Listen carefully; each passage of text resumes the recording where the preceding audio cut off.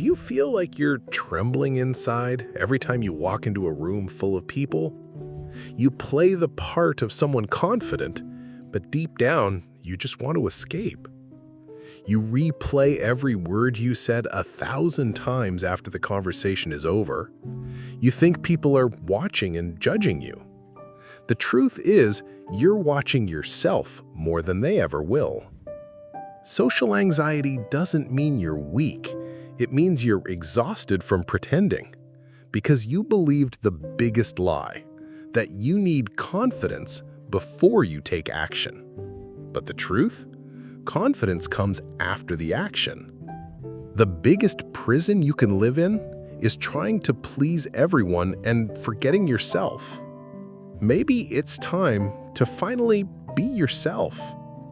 From the book How to Be Yourself by the author Dr. Hendriksen, you'll know everything you need about how to overcome social anxiety by addressing its root causes.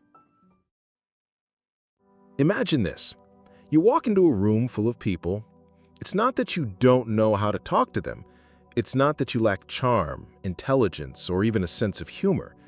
Deep down, your fear runs deeper.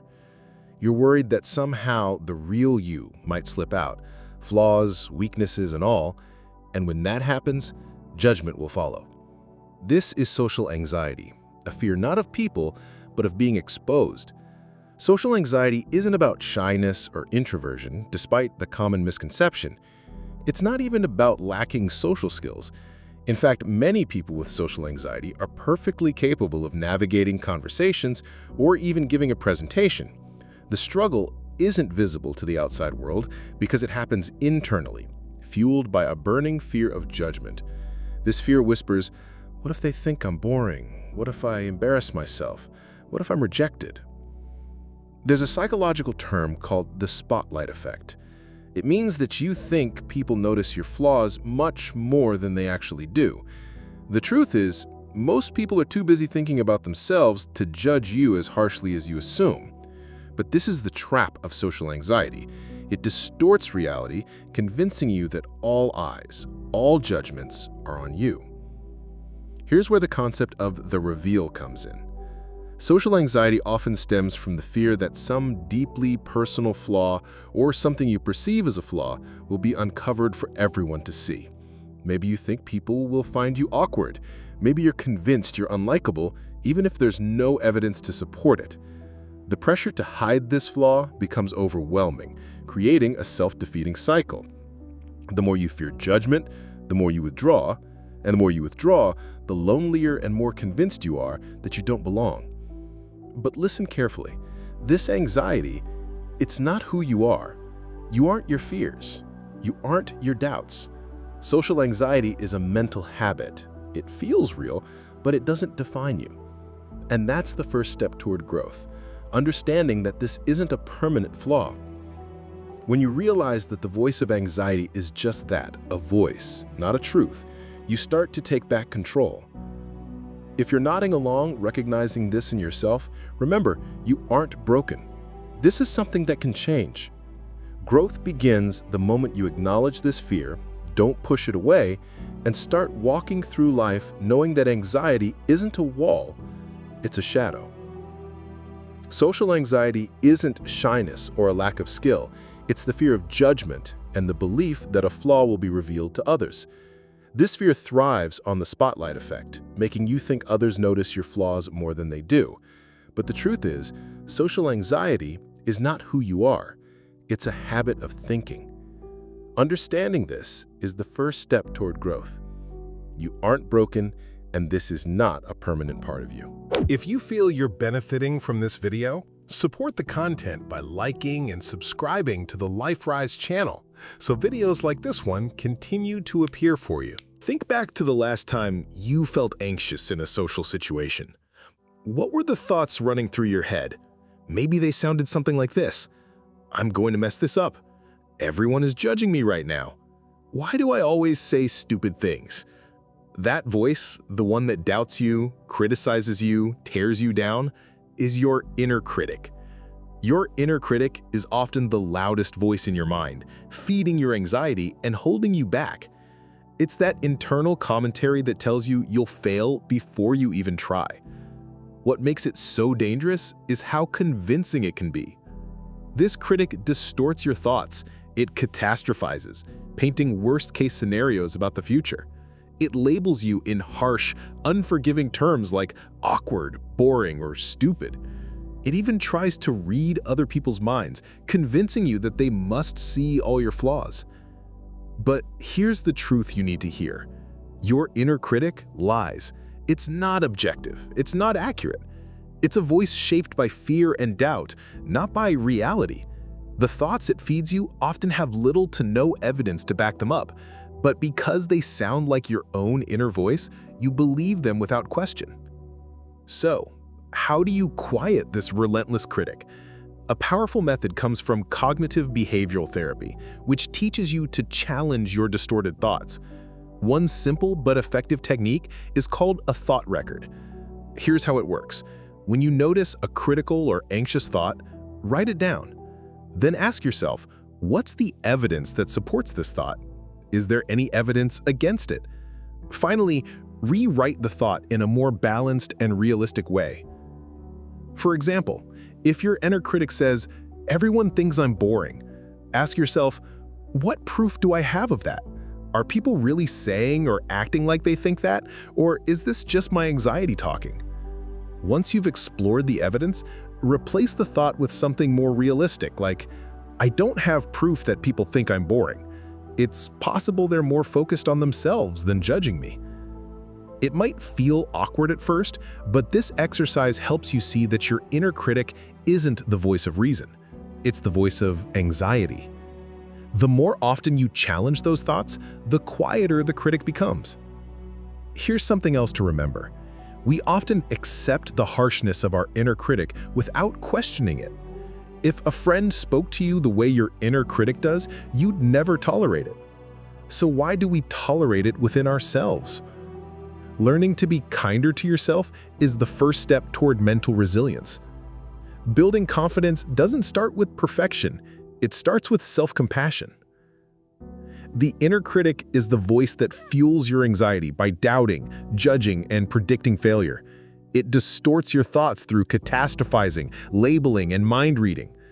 Challenging these thoughts with evidence, using techniques like a thought record, can help quiet that voice. Confidence begins with meeting yourself with kindness, not the impossible expectation of perfection. You can learn to outsmart your inner critic by refusing to accept its lies as truth. Let's talk about the behavior that keeps social anxiety alive: avoidance. If you're someone who struggles with social anxiety, avoidance might feel like your default setting. When faced with situations that make you uneasy, approaching a stranger, speaking up in a meeting, or attending a social gathering, you might choose to stay silent, stay home, or simply stay invisible. And if you're being honest, at the moment, avoiding the situation feels so much easier than facing it. But there's a catch. Avoidance may reduce your anxiety temporarily, but in the long run, it makes things worse. Why? Because every time you avoid what makes you anxious, you reinforce the belief that the situation is dangerous, that you're incapable, or that discomfort should be avoided at all costs. Avoidance creates a cycle that keeps anxiety firmly in control. There's only one way to break this cycle, and it's not complicated, but it's hard. The cure for anxiety is exposure. Doing the very things you're afraid of repeatedly and intentionally is what gradually reduces its power over you. Here's the key. Exposure doesn't mean throwing yourself into the deep end of fear. It's not about forcing yourself into overwhelming situations. Instead, it's about starting small. The irony is that facing your fears isn't about being fearless, it's about being willing. Begin with simple, manageable steps. For example, strike up small talk with a stranger, raise your hand to ask a question in a meeting, or practice sharing an opinion in a safe group setting. What makes this strategy so effective is that it rewires your brain. Each time you face a fear and come out okay, your brain learns that the danger it feared didn't materialize. Over time, the situations that used to spike your anxiety no longer feel so insurmountable. It's important to remember that the goal isn't to perform perfectly. It's not about trying to impress others or prove yourself. The goal is to tolerate the discomfort that anxiety brings and keep going anyway. In fact, true confidence is rooted in accepting that discomfort exists, not in trying to eliminate it. Remember, confidence is not the prerequisite for action. It's the result of it. Growth is rarely comfortable, and this is especially true with social anxiety. But through discomfort, you gain strength. As you practice facing your fears, you'll look back one day and realize that the things that once felt absolutely terrifying now feel manageable, even ordinary. That's how progress happens, not in leaps, but in steps. Avoidance fuels social anxiety by reinforcing fear, but the cure lies in taking action. Exposure, facing your fears gradually, helps rewire your brain to understand that the situations you fear aren't as dangerous as they seem. Start small, tolerate the discomfort, and remember that confidence isn't something you need before acting, it's something you gain through practice. Growth might be uncomfortable, but it's in these moments of courage that you'll build the strength to overcome anxiety. Many people who struggle with social anxiety feel like they're wearing a mask. Every word they say, every action they take feels calculated and rehearsed to avoid judgment. They focus on being what they think others expect: interesting, funny, confident, agreeable. But in the process, they lose touch with who they really are. Social anxiety convinces you that being your authentic self is too risky. And so, over time, self-expression gets replaced by self-censorship. But let's stop and ask a simple question. How long can you keep that mask up? Pretending to be someone you're not is exhausting. It can leave you feeling disconnected, even in the presence of others. And the truth is, no performance, no matter how polished, can guarantee acceptance. The irony is that the approval you're working so hard to earn often comes when you stop trying to be perfect and start being yourself. Here's a liberating truth. You don't have to be the life of the party to be likable. Quiet moments, thoughtful conversations, and even moments of awkwardness have their own kind of charm. Authenticity doesn't mean being flashy or loud.